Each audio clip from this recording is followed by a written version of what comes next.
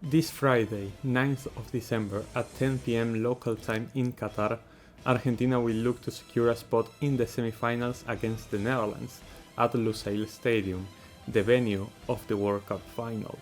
This is a huge clash between two teams that came to the World Cup with a clear intention to win it, but both are currently being doubted of their ability. Well, either way, one will get into the top 4 of the tournament, and here we'll analyze who that team could be with some in-depth analysis. If you are new around here, hi, I'm Rank. I'm Argentinian and simply put, I love football, and also talking about it. So if you like what you see and hear, consider liking this video, subscribing, and sharing it with your friends. Now to wrap up the intro, let's see how Argentina and the Netherlands squared up against each other in the past. As two of the most historic national teams in the world of football, Argentina and the Netherlands have faced in multiple occasions. Taking into account all matches, we find 9 games, including 4 Dutch victories, 4 draws, and a single dub for La Albiceleste. Not looking too good. However, taking into account only World Cup games makes the scoreboard a lot more tight. First encounter came in the 1974 World Cup held in West Germany. Argentina returned to the World Cup after missing the 1970 World Cup in Mexico, the only time Argentina have not made the World Cup while taking part in the qualifying process, and was in a bit of a rebuild. The Netherlands, on the other hand, hadn't made a World Cup since 1938, reason why they were an unknown team to many, but they would make everyone remember them. Argentina and the Netherlands found themselves in Group A of the second phase, alongside East Germany and Brazil. Side note, during this time the World Cup had 16 teams, a format of 4 groups of 4, where the top 2 teams from each group advanced into a second group stage, with 2 groups of 4. This is part of that second phase. The Dutch would batter Argentina 4-0 in the opening game of the group, with a brace from Johan Cruyff. The very next World Cup in 1978, held in Argentina, both teams would face off again in none other than the World Cup final. The Dutch were missing Johan Cruyff, who decided to stay in Barcelona after there was an attempt to kidnap his family. Even without their star man, the Netherlands made the final once again, where they would fall short once again.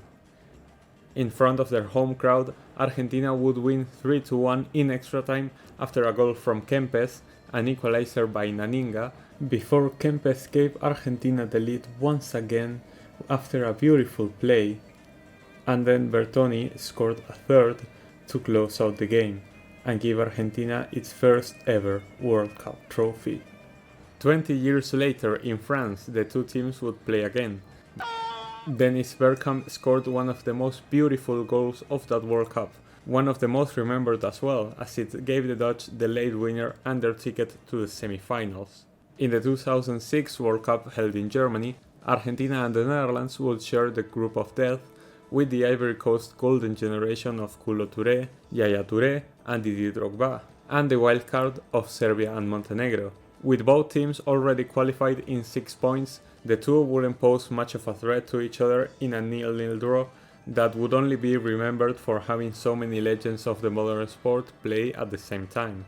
And of course, the last encounter between the two, semi-finals of the 2014 World Cup in Brazil, where after a very cagey and tense 0-0 draw, the team that would go to the final would be determined on penalties, where Sergio Romero would become a hero and would deny the Dutch the chance to make back-to-back finals, while putting Argentina in one for the first time in 24 years. As a side note, the coach of the Netherlands back then was also Louis van Gaal. Both the Netherlands and Argentina topped their respective groups this World Cup, the Netherlands with 2 wins and a draw, while Argentina did so with 2 wins and a loss. Both teams have kept 2 clean sheets out of 4 games. Argentina made a better job at getting the ball back than the Dutch have. Argentina has 81 ball recoveries, while the Netherlands has 54. Argentina has more possession than the Netherlands. Even though both teams share 88% pass accuracy, Argentina have almost 400 more passes completed than the team in orange. The Dutch have been way more clinical in front of goal. La Albiceleste have fired 57 shots, while Holland have had 38. Out of those 57 shots, 28 have been on target for Messi and company, while out of those 38, 15 have gone between the sticks for the Dutch. The difference being, Argentina have scored 7 goals and the Netherlands have scored 8. The fact Argentina have twice the amount of shots on target and still have less goals can mean two things: goalkeeper intervention or less dangerous shots. I personally think it's a bit of both. Louis van Gaal will most likely run with his already tested 3-5-2, with a backline of Virgil van Dijk, Nathan Ake and Jurrien Timber, with Matthijs de Ligt being another option. Midfield including Frenkie de Jong and either Bergwijn or De Roon, right winger Denzel Dumfries, left winger Daley Blind, Klaassen as a number 10 providing for the two men up top, Cody Gakpo and Memphis Depay. As for Argentina, I'm deliberating on many options, as our team has changed a lot both in starting 11 and transitions mid-game.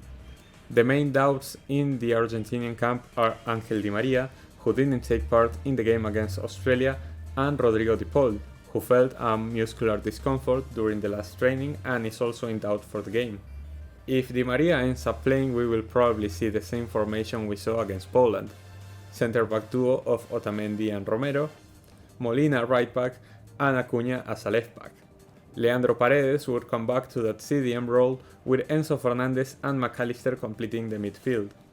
Having Paredes is huge, since it would allow Enzo freedom to move higher up the pitch and create danger closer to the box with dribbles, assists, and long-range shots. Di María would be starting on the right, Julian Alvarez on the left, and Messi as some sort of false 9, although the attack is very fluid with these three players. If Di María doesn't start, there is two options.